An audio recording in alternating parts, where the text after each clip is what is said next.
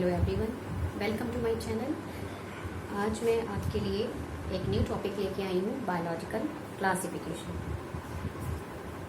Biological classification is the process by which scientist, देखिए, group living organism के group को scientist ने biological classification के आधार पर क्या किया है, बांट दिया है। क्यों बांट दिया है? क्योंकि उनके फीचर्स, उनके कैरेक्टरिस्टिक्स और उनके जो भी हैबिटेट है उसी के अकॉर्डिंग क्या किया गया है, बायोलॉजिकल क्लासिफिकेशन किया गया है। किसका किया गया है? लिविंग ऑर्गेनिज्म का किया गया है। Living organism of presents of different types and monerans, protista, fungi, animalia, plantae, इस तरह के जो है ये क्या किए गए हैं, इनको इनके फीचर्स के आधार पर क्लासिफाई कर दिया गया है। जैसे कि एग्जांपल के तौर पर ये कोई क्या है, एक रैक बना दी गई है और इसमें क्या है, बहुत सारी बुक्स रखी हुई है। आपको नहीं पता है कि इसमें कौन कौन सी बुक्स हैं और इसमें से आपको कह दी जाए कि कोई एक बुक आप उठा लाइए अपने सब्जेक्ट की। जैसे फिजिक्स की कोई बुक आपको लानी है तो आप कैसे लाएंगे? इसमें आपको क्या करना पड़ेगा, ढूंढना पड़ेगा ना, मेहनत करनी पड़ेगी। लेकिन अगर हम इसमें क्या कर लें, सेक्शन कर लें, एक में फिजिक्स रख दे, एक में केमिस्ट्री रख दे, एक में बायोलॉजी रख दे, एक में इंग्लिश रख दे और आपसे कह दे बायोलॉजी की 9th की बुक निकाल लीजिए, तो आप क्या करेंगे, बायोलॉजी की रो में जाएंगे और 9th की बुक फट से निकाल लाएंगे और आपको क्या हो जाएगी, आसानी से मिल जाएगी। इसी तरह से हर एनिमल्स को क्लासीफाई कर दिया गया है उनके फीचर्स के आधार पर। उनके फीचर्स के आधार पर क्लासिफाई कर दिया गया है ताकि हम उन्हें आसानी से क्या कर सके, आइडेंटिफाई कर सके। आपके सामने स्पेसिमेन रख दिए जाते हैं, कुछ ऐसे स्पेसिमेन जो क्या होते हैं, जिनको हम सिर्फ आइडेंटिफाई करके उनके फीचर्स लिख सके। तो इसीलिए इनको क्लासिफाई किया गया है, किसके आधार पर, साइंटिस्ट के आधार पर। बहुत से ऐसे साइंटिस्ट थे, इन्होंने बायोलॉजिकल क्लासिफिकेशन जिन्होंने अपने स्तर पर दिया। सबसे पहले हम हिस्ट्री जानेंगे कि कौन से ऐसे साइंटिस्ट थे जिन्होंने क्या किया, क्लासिफाई किया। देखिए, सबसे पहले आए एरिस्टोटल। एरिस्टोटल जो थे, इन्होंने क्लासिफाई किया एनिमल्स को। जी हाँ, एनिमल्स को क्लासिफाई किया। इन्होंने ऐसे इंडिविजुअल देखे जो कैसे थे, एनिमल्स थे, एनिमल्स की कैटेगरी में आते हैं और उनको क्लासिफाई करने के बाद उनको हिस्टोरिया एनिमेलिया में रख दिया। उन्हें ये नहीं पता था कि जितने भी एनिमल्स होंगे उनको भी हमें क्लासिफाई करना पड़ेगा। वो जैसे जैसे खोज करते गए वैसे वैसे क्या किया गया, उनको हिस्टोरिया एनिमेलिया में शिफ्ट करते चले गए। हिस्टोरी एनिमेलियम में बहुत सारे एनिमल्स को रखा गया, लेकिन एरिस्टोटल को ये नहीं मालूम था कि एनिमल्स में भी डिफरेंशिएशन किया जाएगा। लेकिन जितने भी वो एनिमल्स की खोज करते गए, वो क्या कर रहे थे, एनिमल्स की जितनी भी वो खोज करते गए वो अपने हिस्टोरिया एनिमेलियम में रखते चले गए। दूसरे थे, इन्होंने क्या किया, इसको 2 भागों में डिवाइड कर दिया। एक नाम दिया इन्होंने डिफरेंशिएट किया एनाइमा और एनाइमा में। ठीक, इनाइमा और एनाइमा में। एनाइमा का मतलब विद रेड ब्लड। ठीक, इसमें क्या होते हैं, ऐसे एनिमल्स जिनमें रेड ब्लड प्रेजेंट होता है। एनिमल विद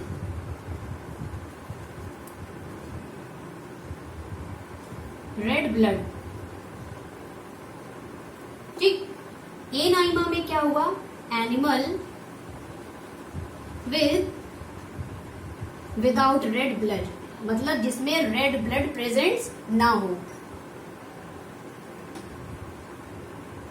ठीक, इन्होंने 2 भाग में इसको क्या कर दिया, क्लासीफाई कर दिया। इसके बाद आए थ्रियोफ्रेस्टिस। थ्रियोफ्रेस्टिस ने ऐसे प्लांट, मतलब ऐसे स्पीशीज की खोज की जो कैसे थे, प्लांटी थे, मतलब प्लांट ग्रुप में आने वाले थे। और अगर हम इनकी बात करें तो इनकी बात अगर की जाए तो जो इनाइमा और एनाइमा है, जो with animal red blood and animal without red blood, ये इनके क्या होंगे, इनके होंगे आपके वर्टिब्रेट और इनवर्टिब्रेट कॉर्डेट।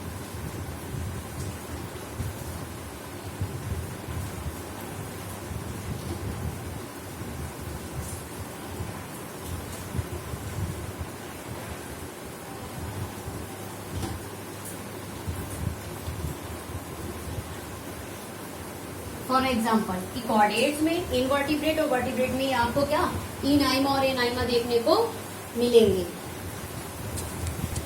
अब लास्ट में आएंगे हिस्ट्री में दूसरा पॉइंट जो होगा आपका थियोफ्रेस्टस। देखिए जो थियोफ्रेस्टस वैज्ञानिक थे, इन्होंने क्या किया, प्लांट की खोज की थी, प्लांट्स स्पेशीज की खोज की थी, और इन्होंने ये क्या है, ये फादर ऑफ बॉटनी बोले जाते हैं, ठीक है।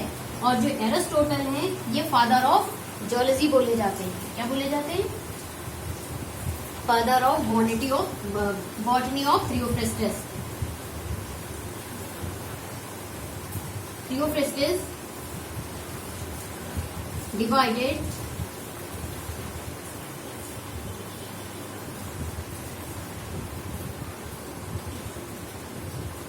the plants in, मतलब इन्होंने प्लांट्स के विषय में बताया था in herb, shrub and trees.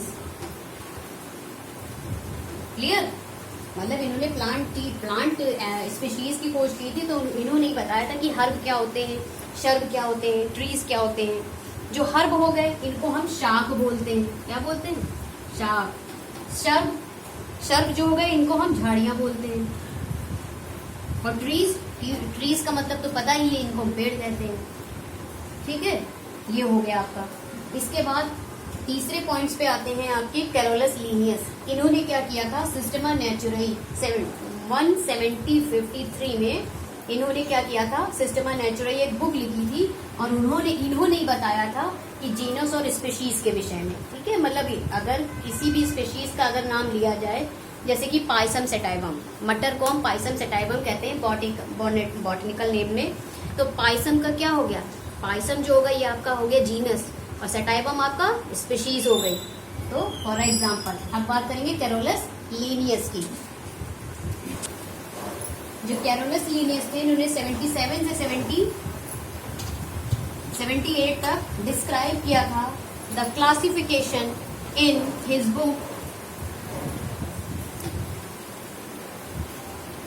Book Systema नेचुरई।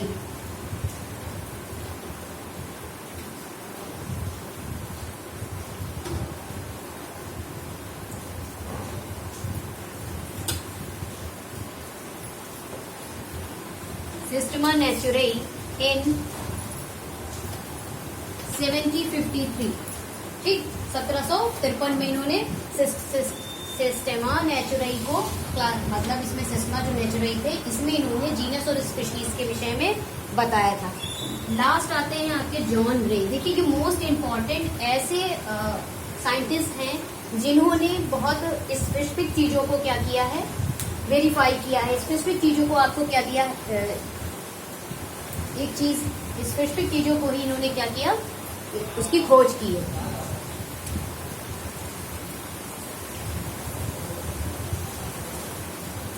बात करें जॉन रे। जॉन रे एक साइंटिस्ट थे, इन्होंने क्या किया, use the term word species. देखिए जो स्पीशीज किसी भी इंडिविजुअल की या किसी भी ऑर्गेनिज्म की अगर हम लास्ट जो सब नेम होता है उसको हम स्पीशीज बोलते हैं, ठीक। तो जॉन रे ने पहला शब्द इस्तेमाल किया था स्पीशीज, और जो कैरोलस लीनियस थे इन्होंने डिस्क्राइब किया था जीनस और स्पीशीज एक साथ। क्लियर? अब बात करते हैं आगे पॉइंट्स। आपको हमेशा याद रखने हैं कि biological classification is the process by the scientist group living organism which are classified based on how their similar they are. मतलब किसी भी और लिविंग ऑर्गेनिज्म को उनके कैरेक्टरिस्टिक्स, उनके फीचर्स के बेस पर क्लासिफाई किया गया है, और वो किस तरह से एक दूसरे से सिमिलर है, किस तरह से एक दूसरे से डिसिमिलर है। The history of Aristotle is classified of animals. The first his book is Historia Animalium. तो इन्होंने इसको दो भाग में बांट दिया, इनेमिया और एनाइमा, जिसमें आते हैं आपके एनिमल विद रेड ब्लड, जिसको हम एनाइमा बोलेंगे, और इनाइमा में एनिमल विद रेड ब्लड, जिसमें आपके वर्टिब्रेट्स, इनवर्टिब्रेट्स, कॉर्डेट्स आते हैं। फॉर एग्जाम्पल नेक्स्ट है Theophrastus is divided by plants, herb, shrub and trees.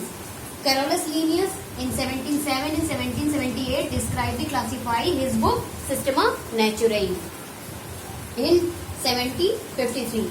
Genre term used word is species. This is the most important point of a biological classification on this topic. अब बात करते हैं बायोनोमेनक्लेचर की. क्या होता है बायोनोमेनक्लेचर? तो क्या है bionomenclature? The Systema Naturae in which two terms, इनमें क्या किए गए, दो टर्म्स को इन्होंने लिया, are use to denote a species of living organism. Living organism के दो ऐसे टर्म यूज किए गए जिसको हम क्या बोलते हैं, किसी भी लिविंग ऑर्गेनिज्म या किसी भी स्पीशीज के दो ऐसे टर्म जिसको सिस्टमा नेचुरई में रखा गया, it is called as bionomenclature. For the first are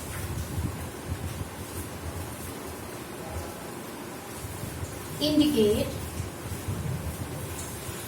genus. Here the first R indicate genus.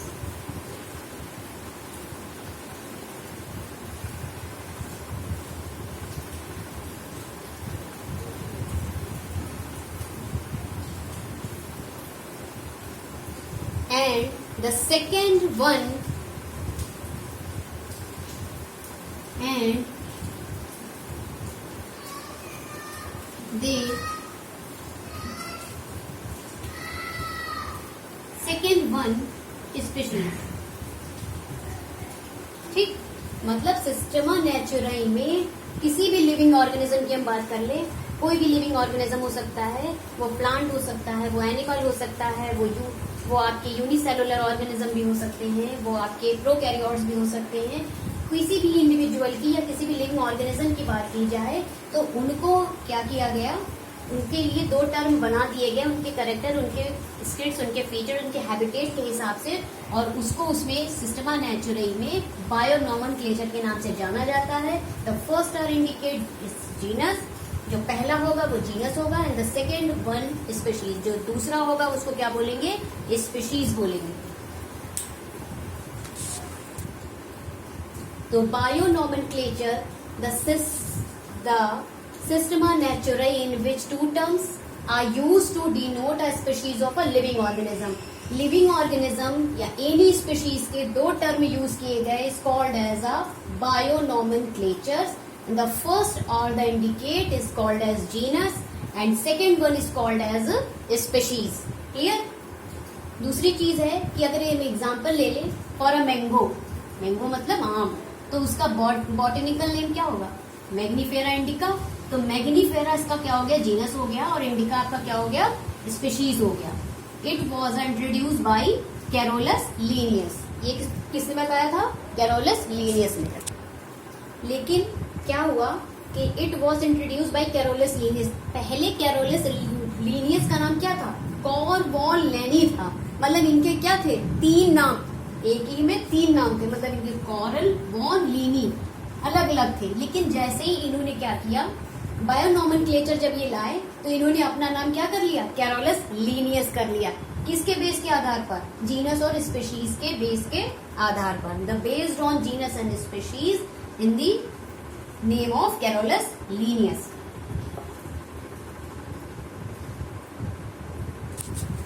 अब फिर कुछ रूल्स बनाए गए बायोनोमेनक्लेचर में, कुछ ऐसे रूल्स बनाए गए जिनको क्या किया गया, उन्हीं रूल्स के आधार पर हर स्पीशीज के नाम इंडिकेट किए गए, चाहे वो एनिमल्स हो चाहे वो प्लांट्स हो.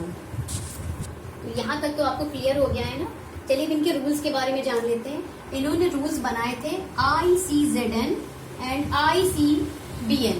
इसका क्या मतलब होता है, ये पूछा जाता है कि ICZN और ICBN क्या होता है. तो ICZN होता है international code for a zoological nomenclature. मतलब जूलॉजिकल का मतलब इसमें एनिमल्स को रखे जाएंगे. क्लियर.